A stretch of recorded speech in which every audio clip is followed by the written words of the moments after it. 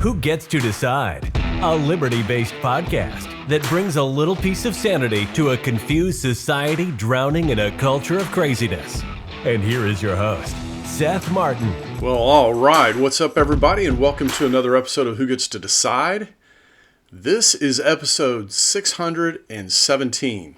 I'm Seth Martin, your host. Thank you for joining me this evening. Glad you're here, and as usual, happy you're listening. Well, if you've listened to this show for any time at all, you know that one of my things is kind of the linchpin. You know, what is the thing? It's kind of like that game Jenga, I think, where you have the blocks and you pull out the blocks. What's that one that if you pull it out, you know, the whole thing goes down, right? So the linchpin is kind of like that. What is the one thing that if you take away, all this craziness goes away? And of course, you know, if you've been listening to me for any time at all, you know that I feel like that linchpin is dishonest money, fiat money, the money system that we have in America. And this is poisoning everything good about America. And it's unfortunate, you know. The world looks different today than when I was growing up. Now, I know gray-haired people say that all the time.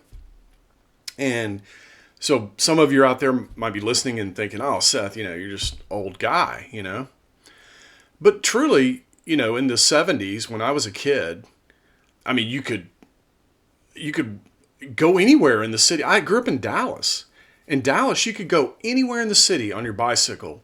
And you had to worry about being trafficked or, you know, abused in some way.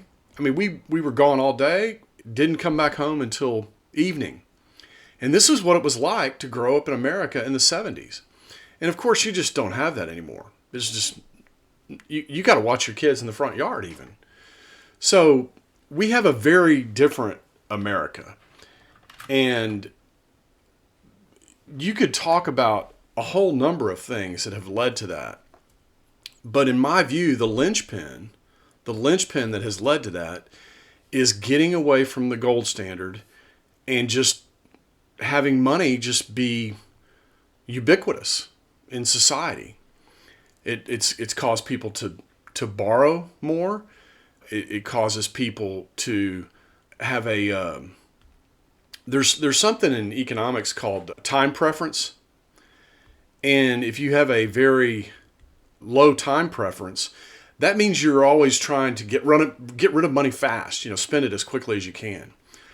High time preference, or do I have it backwards?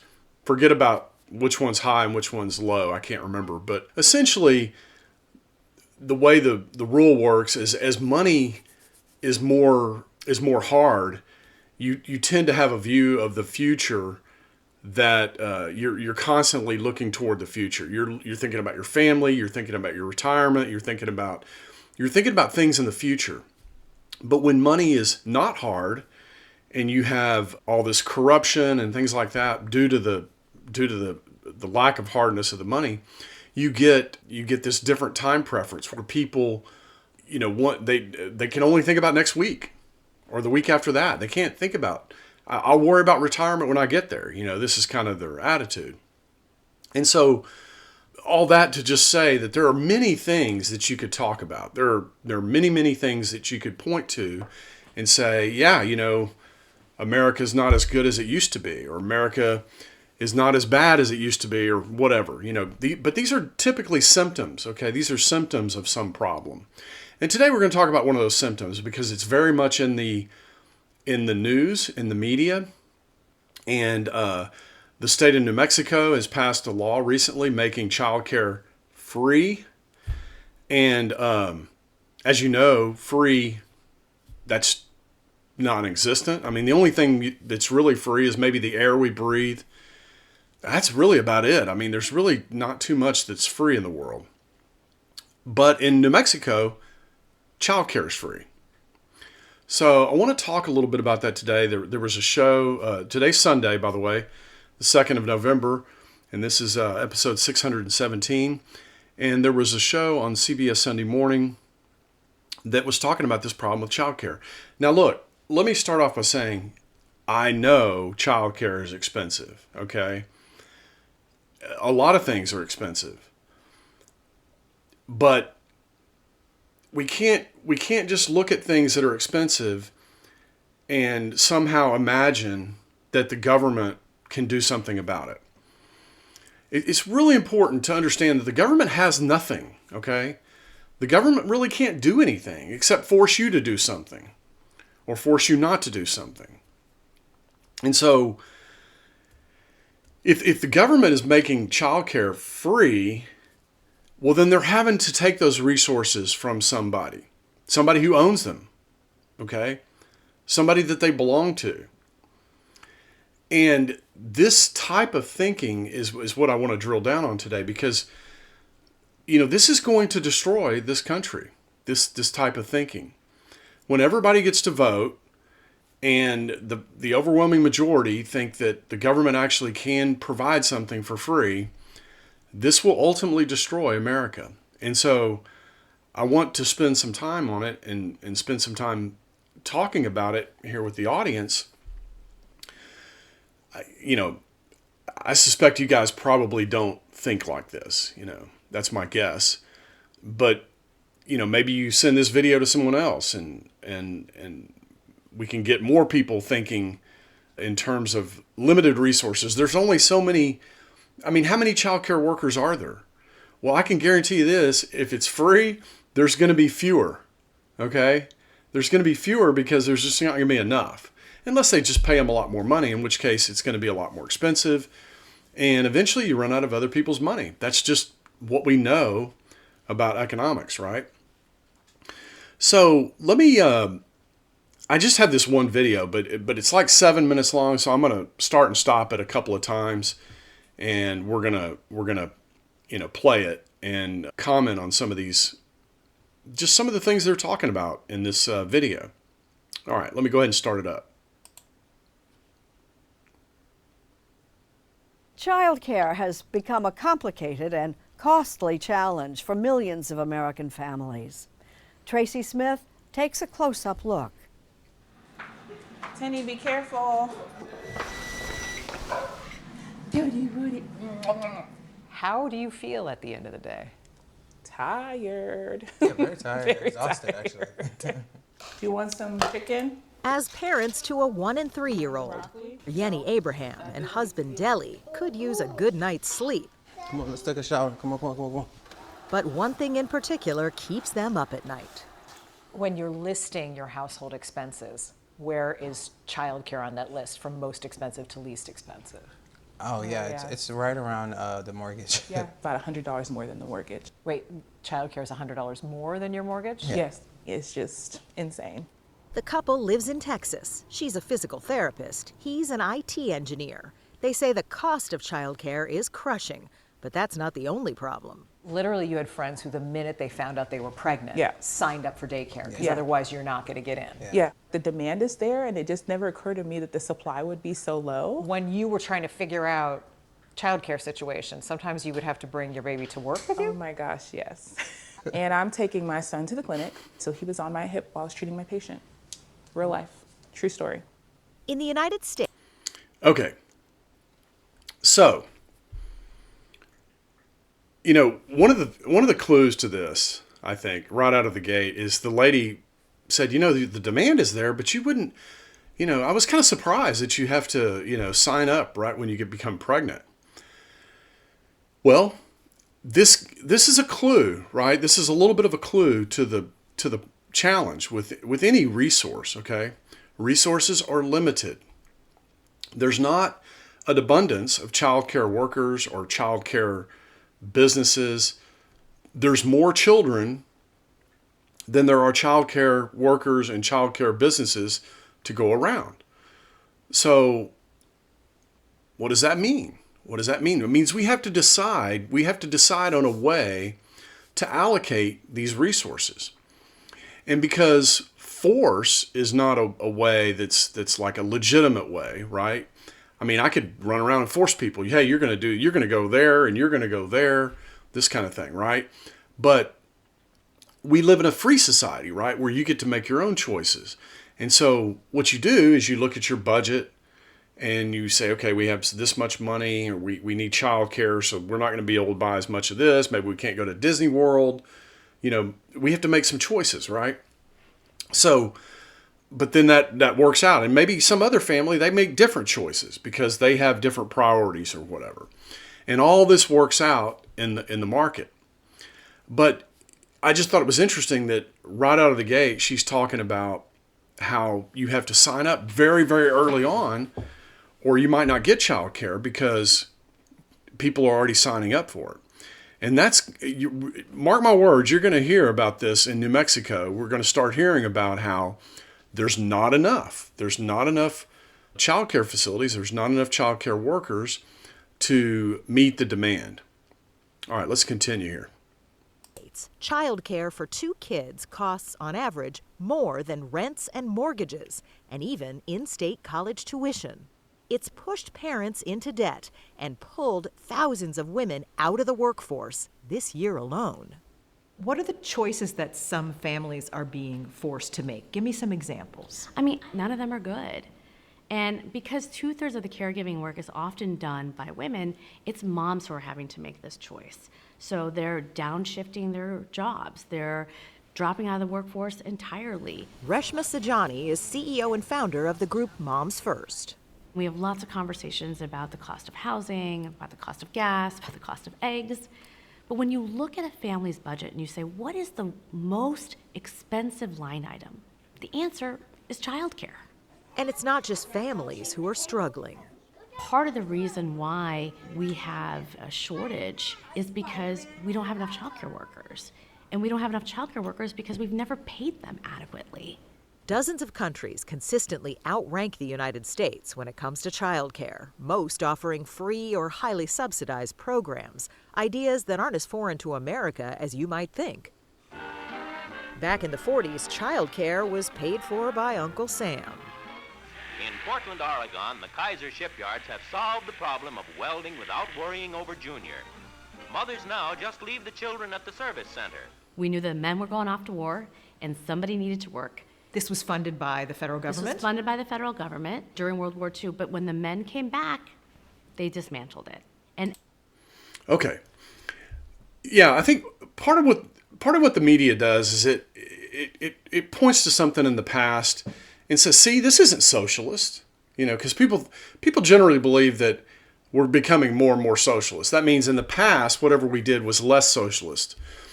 And that's not necessarily true, but if you look at what happened during World War II, you can see the obvious result. And essentially what happened is,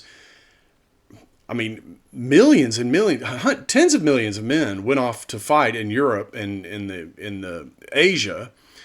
And essentially there was nobody to work. There was nobody to build the tanks and build the airplanes. And, we didn't have a mechanized production system in those days like we do today. The number of people working in facilities of any kind today are a fraction of what they used to be. And so, women had to go to work.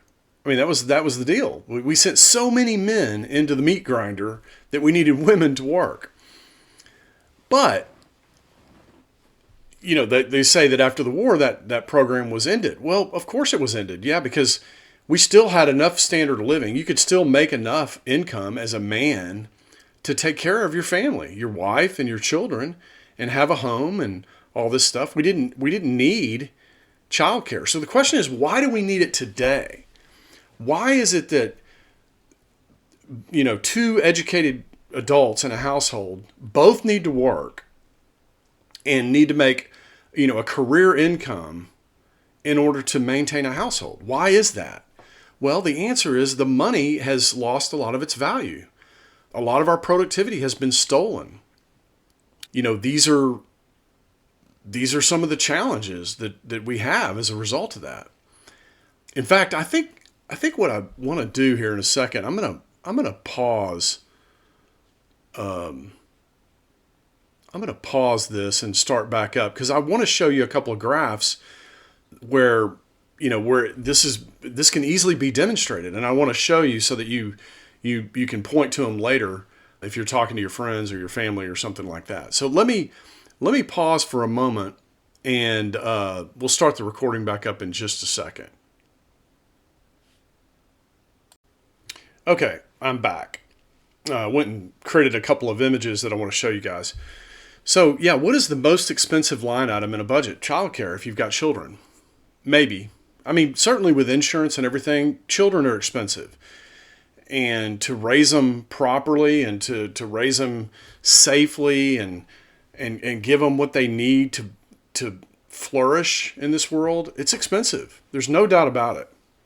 In fact, it's one of the reasons that birth rates are so low. But what you see in America, and this is going to be a little bit controversial probably, what I'm about to say. One of the things you see in America is that you see generally considered affluent families, okay, families that have, live in suburban America, have a good job, have a career, things like that, have children. Those families have fewer children than people who are generally considered living in poverty. Why? Because the burden of having children has been offloaded to the people that don't have as many children because they can't afford them through taxes and programs and things like that. So this is a real problem. This is changing America in ways that I don't think most of us fully realize. And, it's just one of these things where you wake up one day and America looks different. It just looks different. And so these are important questions. And it's not just important to solve the problems. And solve the problem. I'm going to put Airfinger's quote on that because people think that, if government pays for it, then I've solved the problem. But see, that doesn't solve the problem. Because at the end of the day, it's like Margaret Thatcher said, eventually you run out of other people's money. And, once you move on to, it's healthcare, and then it's childcare, and then it's some other thing, and then it's some other thing. Next thing you know, you're living in a completely socialist / communist society. There's no opportunity for anyone. And we've all been reduced to subsistence living. I mean, that can happen in America. If you don't think that can happen in America, you need to read more history, okay? Because that has happened over and over and over again in the world. And so, because it's happened before, it can happen here. Don't delude yourself into thinking it can't. All right, let's move on to the next section here. And it's not just families who are struggling. Part of the reason why we have a shortage is because we don't have enough childcare workers. And we don't have enough childcare workers because we've never paid them adequately. Dozens of countries consistently outrank the United States when it comes to childcare, most offering free or highly subsidized programs, ideas that aren't as foreign to America as you might think. Back in the 40s, childcare was paid for by Uncle Sam. In Portland, Oregon, the Kaiser shipyards have solved the problem of welding without worrying over Junior. Mothers now just leave the children at the service center. We knew that men were going off to war and somebody needed to work. This was funded by the federal government? This was funded by the federal government during World War II, but when the men came back, they dismantled it. And ever since then, we've done really nothing to really fix it or solve it. Fast forward to 2025, while millions of families continue to struggle, calls for solutions have intensified. This is a basic building block of our society. A growing number of red and blue states are making changes, but none have gone as far as New Mexico.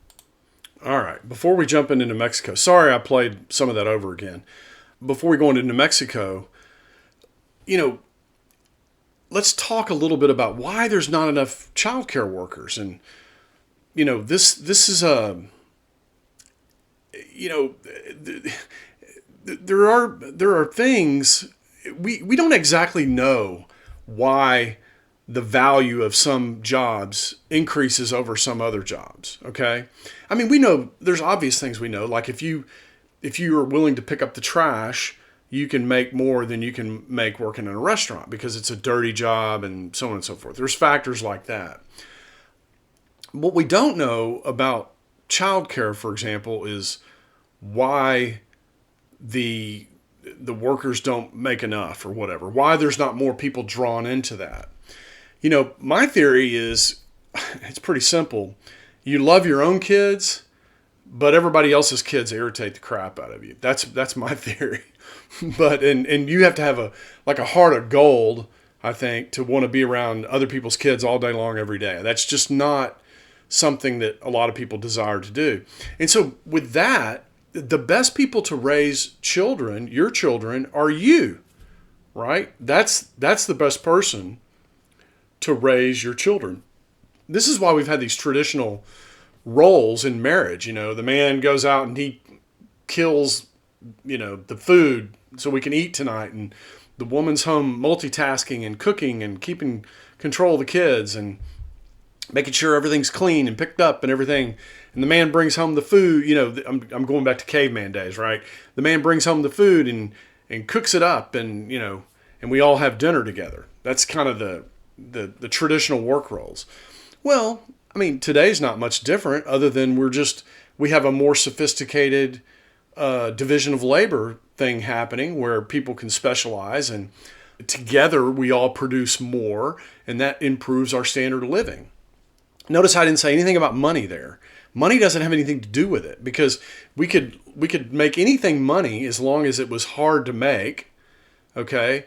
And we could use it, okay? But that's not what's key in an economy. That's not how the division of labor is kind of put together. First of all, nobody really knows how it's put together, right? It's magic, the way this all works, and how people decide. They look at their life and they decide for themselves what I'm good at, what I like to do, what I'm willing to do, all these different kind of factors, and you kind of have a career, and somehow that matches up with other people that also like to do the things they like to do, and we have this really long, complicated division of labor, and we all together we produce more, and this causes everybody's life to be better, right?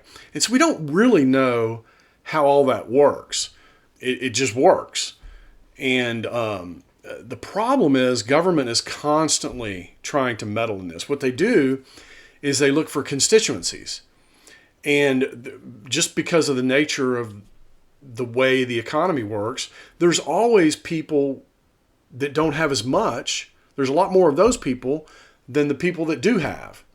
And so in a quote unquote democracy, you can always go to those people and find out what they want and promise to them that government will give it to them. And it won't cost you anything. It's going to be free.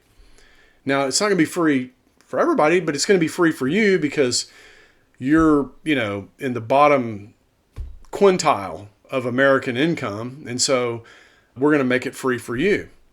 The problem is, more and more people over time, as the government steals more and distributes those resources, more and more people fall into that category of needing more.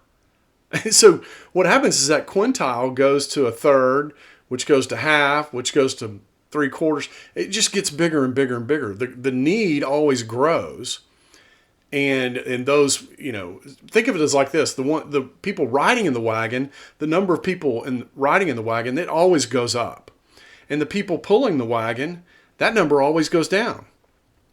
In a socialist trajectory, okay, not in a free market, property-based, liberty-based society, but when your trajectory is socialist, fewer and fewer people are pulling the wagon and more people are riding in the wagon. And this is why you eventually run out of other people's money. All right, let's see what they have to say in New Mexico. Free childcare for every New Mexico family. Free. Starting this month, New Mexico becomes the first state to offer free childcare to all residents, paid for largely with tax money from the oil and gas industry. If you want people to work, this is how you do it. You give them the tools and the resources. This is how you strengthen your community. I'm going to pass it to you, okay? Since 2022, Carrie Ellis and her wife Amanda Cordova have participated in an early phase of New Mexico's childcare reform. Almost. They choose the provider. The state foots the bill. Good job. Nice. Can you imagine what life would have been like if you still had to pay for childcare? We wouldn't be in this house right now. She probably wouldn't have her own business. No. This opened up doors that I don't know would have been possible. Okay. You can always, in business we have this saying that we don't have a problem that more revenue couldn't solve.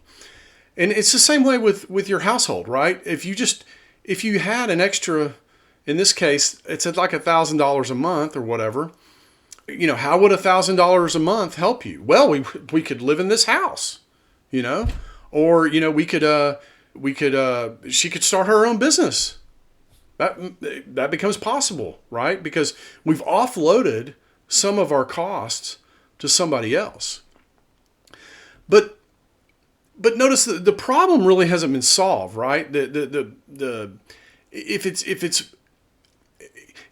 think I mentioned this the other day. We were talking about Social Security and Medicare and stuff, and I was talking to my wife and I said, "Is it working? Do you think it's working?"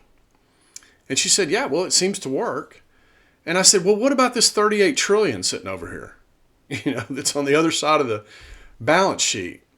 "Well, I don't know." And I said, "Well, I mean, if you were looking at a business and a business had $1 trillion in revenue and, stock was going straight up, but it had $38 trillion in debt, wouldn't you kind of, as an investor, wouldn't you kind of look at that and go, well, hold on a second, what are you guys doing about this $38 trillion in debt? Because as an equity hold, think of yourself as like a stockholder in America. Okay, we're all stockholders in America. And it's not unlike investing, right? If you're looking at an investment and a company's got 38 times more debt than it does in revenue, well then, that puts your equity at risk. You're pushing your hard-earned money into that business to invest in it, but it's at a higher degree of risk because there's all this debt sitting over there. Well, America's the same way. Okay, we have our GDP that we all work to produce, but what happens is the government can't take enough from us to make its operations work, whether it's Social Security or war making or whatever it is. I mean, it doesn't matter. We're not going to get into all the details of what the government spends money on, but whatever it's spending money on, it's not enough, right? So it creates a deficit. It's like, it'd be like you living in your house and I don't have enough this month. I'm going to have to put this $1,000 on a credit card. And then next month, you know what? You don't pay the credit card off. In fact, you put another $1,000 on it because nothing's changed, and you got your expenses just keep coming in, right? That's the way America is. And so, free. See, we talk about free in terms of money, okay? In terms of money, New Mexico has made this program, quote unquote, free. The problem is, nothing is free. Now, you could argue that money is free, right? Because the government can just print it up, or it's nearly free, right? It costs the ink and the paper and all this kind of stuff. But what's not free are the resources. Like Russia is a great example. Russia is one of the most abundantly rich countries in the world in terms of minerals and oil and things like that in their ground. But really all they have is kind of an oil industry. They don't really have any of these other industries. And the reason is because it takes know-how. You have to be able to turn whatever's in the ground into something that people can use and are willing to buy or willing to trade for, right? And money is kind of a peculiar thing, right? Like right now, if you saw a $100 bill on the ground, you'd bend over and you pick it up, right? Because it's $100. But money in and of itself, like if I put you on an island with nothing and except $1 trillion worth of $100 bills and said, look, you're rich, you're a trillionaire, and just left you on the island all by yourself, how rich would you actually feel? And this just goes to show you that money in itself is not what's important. What's important is what the money can buy. Okay? And in New Mexico, what they're doing is they're stealing from some of their citizens and they're buying a resource, in this case, childcare, and giving it to some other citizens. And the interesting thing about this way of thinking, I've always kind of scratched my head over, is the left, where a lot of these ideas come from. They look at some condition, that exists in the world, and they go, "Oh my God, what are we going to do? We've got to do something, And they want to do something about that condition, but they're perfectly okay stealing from somebody else to deal with that condition. So they feel good about the thing they're doing, and they don't feel bad at all about the stealing. And I always just thought this was kind of peculiar, because this is kind of the party of equality and fairness and all this kind of speak. You always hear this out of the left. You always hear about equality and you hear about fairness. And, they just don't see anything wrong. I'm sure they would see something wrong. Like if I asked, I don't know, AOC, why don't you go over there and hit Elizabeth Warren over the head and steal her purse and bring it over here and we'll split it, She might be appalled at that, right? Like, oh my God, no, we can't do that. I'm not going to assault her and steal her purse. But she's perfectly okay kind of running for office, promising to do that very thing. And as long as you guys all vote for it, in other words, as long as y'all all agree, I'll do that. I'll go over there and I'll steal from those people and I'll give it to you. They don't see that those things are they're almost identical, actually. They're both, it's both theft. One's, I guess, violent because we had to hit Elizabeth Warren over the head to take her purse. But you could just take her purse. You could just run by and grab it, okay? Which is kind of like what the government does. And anyway, it's just interesting how they don't see that those are the same thing, that and of course the way this shows up, I mean, it doesn't matter if you see it or not, okay? It doesn't really matter that AOC can't see the damage done by her actions. The damage is still there, okay? Because real resources are limited. People that are childcare workers are limited. There's only so many people that want to do that.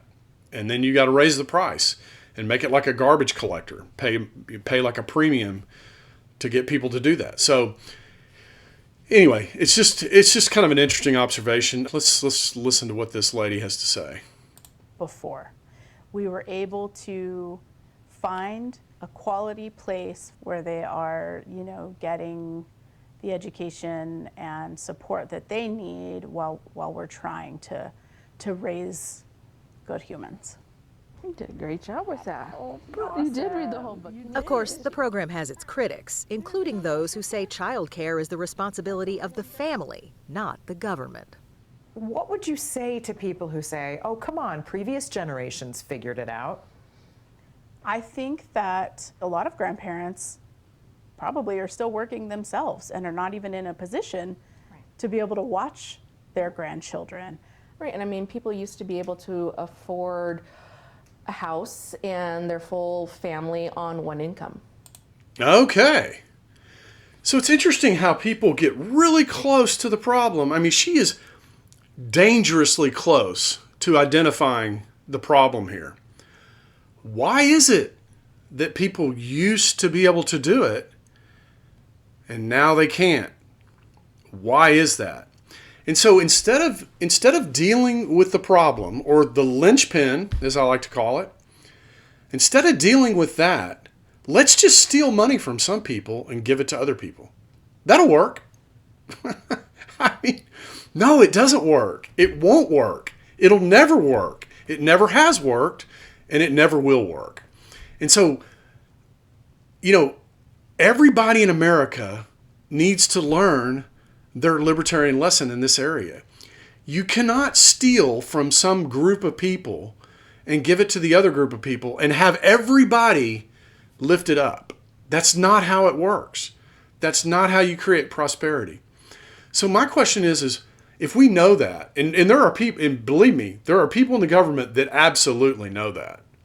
I mean, this is not like It's not like we're being governed by people who don't know this, okay? They just don't want to tell the voters that because some other guy, AOC or somebody, will tell them that they can have it for free. See, we can just create a line item in the budget. And so, I think we're kind of stuck in a loop here because we have a failed education system, right? Nobody's learning anything. Everybody just knows that, hey, if money shows up, my life's easier. Okay. But that's not the way you create prosperity for all. And it's not even for these ladies that are on the screen here. It's not going to create prosperity for them either. They may think it will, and it might in the short run. They might go a few years experiencing a little bit of an improved standard of living because of this situation. But in the long run, the long run could get shorter all the time. I mean, it just depends on how bad, the money system kind of gets. I mean, it can accelerate very quickly into the negative range. And so this might not fix the problem for long at all. I mean, we don't know. It depends on how what's the Jenga? What's the Jenga block? Is it 40 trillion? Is it 45 trillion? Is it 60 trillion? What Jenga block are we going to pull out where the whole thing collapses? And we don't really know that, right? There's no way to really know that. But we do know that it will collapse because that is the nature of money printing and money creation. All right, let's continue. Right? So yeah, mom could stay home or whoever could stay home, but we can't do that anymore. It's a message that's made its way to Washington, D.C. and across party lines. My wife and I grappled with it, 50 years before she did. Democratic Senator Tim Kaine of Virginia and Republican Senator Katie Britt of Alabama disagree on plenty, but not this. Our economy loses $122 billion a year because of affordability or accessibility of childcare. So this isn't just a social issue, it's an economic issue. Absolutely. Studies show that 59% of stay-at-home and or part-time working parents say that they want to re-enter the workforce, but this reliability, affordability, accessibility issue is keeping them out of it. This year. Okay. I don't know if that's true or not. Obviously, if let's say a woman, or it could be the man, or in that previous couple, it could be the woman or the woman, I don't know. But if one parent stays home, obviously there's going to be some negative economic impact as a result of that. But what is the negative impact of having somebody else raise your children? What is the negative impact of continuing to invest in something that, when I say invest, throw money at, really is what we're doing, in something that's not going to work out? I tell you what, everybody thinks their kids are great, but I think my kids turned out really great. And, a big part of that, a huge part of it, the most important part of that whole thing about my kids being great is their mother stayed home with them and they got our values. Okay, they learned what we think about things. They learned about what we believe in. They learned about the kind of human being that we wanted them to be, not some teacher that wants to share transsexual bullshit with them in homeroom or whatever. No, they got our values. Okay, so that's the most important thing. And when you ask yourself, what is that worth? It's invaluable. It's incalculable. Okay, you just don't know what that's worth because you don't know what the potential of your child is. You don't know what they're going to go on and do in the world. But I can almost guarantee you, not quantitatively, but qualitatively, if your children are raised by daycare workers, they will not reach their full potential. Okay, that's just a fact. Because the people in the daycare center don't care about your kids like you do. Okay? And so it's just a losing strategy. What's the cost of that, Miss Government Lady? You got the 122 billion. I mean, you can easily count up. It's the seen and the unseen, right? I can easily count up how many mothers left the workforce to go raise children. But how happy are they? What's that worth? She quotes some percentage of them want to go back to work, but maybe that's not while their kids are young. I mean, it's not clear what she's talking about there. Maybe a lot of mothers and or fathers are happy to raise their children for, the first 10 years of their life, let's say, or the first 13 years of their life. Okay? But we don't know what that's worth. It's the unseen, okay? And we can't predict that. We can easily count up, oh yeah, well, this many people aren't working in the workforce because they're raising children at home. That's $122 billion a year.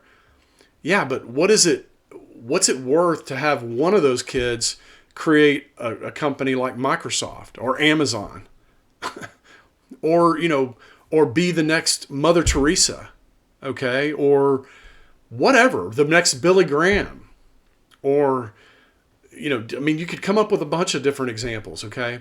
And those people, statistically speaking, that grow up in daycare, that grow up being raised by somebody else, they don't achieve those things. So what's that worth, right? All right, looks like we're going to talk about the One Big Beautiful Bill. I just love that. These names they come up with in these bills, they're, like it says big. Okay, yeah, it's probably big, but beautiful? Probably not. It's probably got a whole bunch of ugly stuff in it, I'm guessing. That's the way these bills are. Like the Patriot Act, they're never what they say they are. They're always the opposite.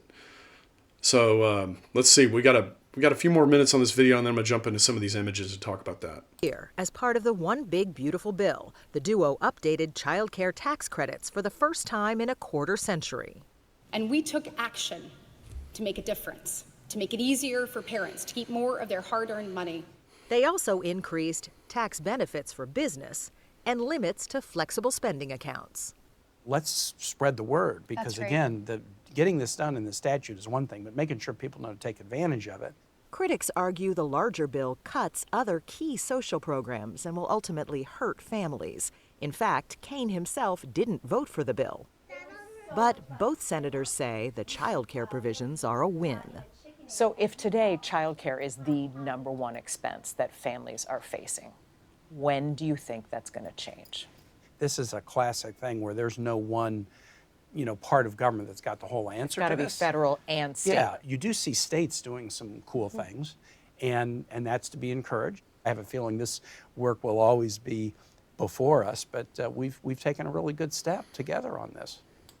Well, with fiat money, you can rest assured this work will always be in front of us, because you're not going to make this more affordable by, creating a government program.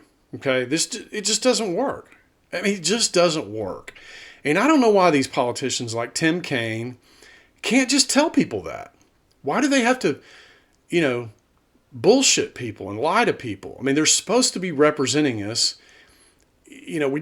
I don't know, man. It's just, our system has gotten so constituency driven. I mean, it's always been constituency driven, but it's gotten to be, it's like, this is our system basically. We have constituents that are wealthy, and they lobby the government for things that help them get wealthier, okay? And then we have a constituency of people who are on the lower income scale, and they lobby for things that, make their life easier, okay? But the problem is, the reason the politicians even bother doing that is to keep them quiet, right? It's like, let them eat cake. Give them their little child care bill or whatever. Who cares? We're over here making money, And so, but the problem is, eventually, I mean, these things interact with one another. They have an impact. This will eventually consume this other thing, just like Social Security, just like Medicare is doing. These once small programs eventually become giant programs that consume the entire government, okay? And so this is why I always say you just shouldn't go there. You just don't do it. If you know that then you just don't do it. But, we got politicians who, they just don't care. They're quote unquote public servants, but really all they're serving is their own interest. and a handful of very powerful people. And they do this as kind of on the side. They do stuff like this, helping, with childcare. That's just kind of a side job. So what would you say to the parent who's watching now, sitting at their kitchen table, trying to figure out how to pay these bills? We're fighting for you. And so we're going to keep working and keep making sure that we deliver solutions. And for the Abrahams and so many other families, solutions can't come soon enough. Tenny is jumping on the couch behind you. Talking about childcare. No, it's just funny. No childcare. Yeah, I love these solutions that these politicians talk about. These are not solutions. I talk about this every now and then. I talk about, my engineering background, and not that I was never a good engineer. I was kind of mediocre. But I did learn about principles. Like, there's a saying that if it can't be expressed mathematically, it's opinion. And one of the things I did like about engineering and physics and the sciences is, you could work a problem and you put an answer down, and the answer is either right or it's wrong. Okay? There's none of this. The thing about economics is you can kind of say, well, yeah, it'll benefit these people, of course, yeah. I mean, how can you argue it's not? I mean, these people are on TV saying, yes, it's benefiting them. Of course it's going to benefit them. But that's the seen. Okay, that's what we see with our eyes. What's the unseen? Well, the unseen is going to be the future fraud that's going to be in there. It's going to be the industry just balloons up and becomes unaffordable, and then the government will have to subsidize it. There'll be abuse of these children, and then there'll be programs where we have to monitor and test people and regulate them, and it'll just be, and then it'll get even more expensive, and next thing you know, it's going to be like Obamacare. It's just going to be unaffordable. And where it needs to be is in the free market, right where it is. But what needs to happen is money needs to be real money. And if money was real money, people could hang on to their productivity. And I'm going to explain that right now so that you understand. Let me make this a little bit bigger real quick. I don't know if I can do that while I'm not sure I can do that while I'm talking. Can't do it. So anyway, what I want to show here is, notice how, so these two graphs, these two lines, one is for wages and one is for productivity. Okay? And notice how closely they track. Okay? I don't know what this year is, this starting year. It's probably after the war, 1948 or something like that. And notice how these track perfectly well. And then look, they start to diverge right here. And I want to see, it says 1973. So you can imagine just a couple of years, or not even a couple of years earlier, about a year and 4 months earlier, we went off the gold standard. Okay? We went off the gold standard in August 1971. And then look what happened between productivity and wages. So when you look at this, what does this mean? Seth, what is this telling me? What this is telling you is that in your job, you continue to be productive. Okay? But your productivity didn't translate into wages. Now, why is that? Why didn't that happen? I mean, some people will say, well, because your employer just didn't give it to you. You were more productive, but your employer didn't share it with you. That's not really the full answer. That's part of the answer, but it's not the full answer. And, what essentially happened here is money, your money, let me back up. During this time right here where wages and productivity tracked one another, your wages really didn't go up. Okay? I know it shows that they went up, but what I'm saying is, we didn't have this situation where you just got a raise every year. 3% raise, 3% raise, 3% raise. What happened was your productivity was realized not just at your own company, but in the economy to a greater extent. And what happened is your money, the same amount of money that you were making, or whatever your increase was with productivity, it paid you more. It didn't just keep up with rising costs. It exceeded rising costs. So what you were seeing things get less expensive and you were able to buy more things. Okay. Think of the productivity line as standard of living. Okay. But what happened in 1971, once we disconnected money from productivity, you can see that wages kind of flattened out, even though productivity continued to go up. Where did all this extra productivity go? Well, you still got your raises, but the prices in the economy grew faster than your wages. And so what happened is you had this sense of you were falling behind. Okay? And that's what happens when you have a fiat money system. And it's clearly demonstrated on this graph. And this is these charts, by the way, are published by the Federal Reserve. I mean, this is not like a Seth Martin chart. This is you can find these charts all over the internet. All right, let's look at the next one here.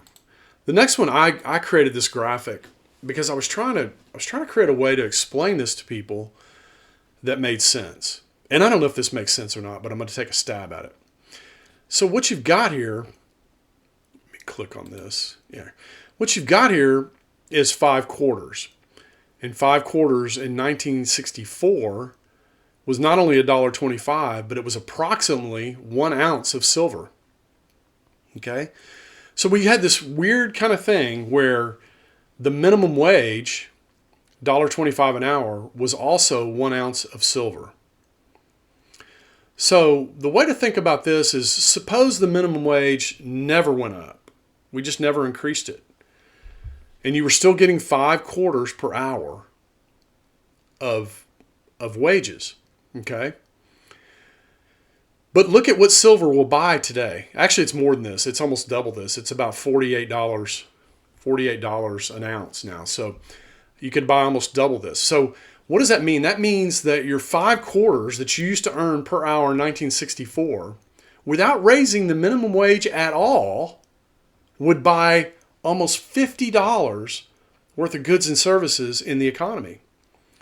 That's how your productivity grows. So if your money is more or less constant, you actually capture that productivity by gaining standard of living. Your money, your dollar goes farther. It buys more.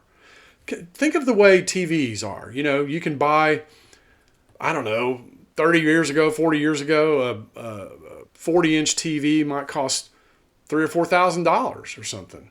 Now you can buy like a 75-inch TV for $1,200 or something. So you can just buy more because we're producing more all the time. Now, the reason TVs haven't gone up as much as other things is because the government's not in TVs. It doesn't meddle there. It doesn't dabble in TVs. It's busy with its childcare and its healthcare and finance and airlines and all these other industries where we're losing ground.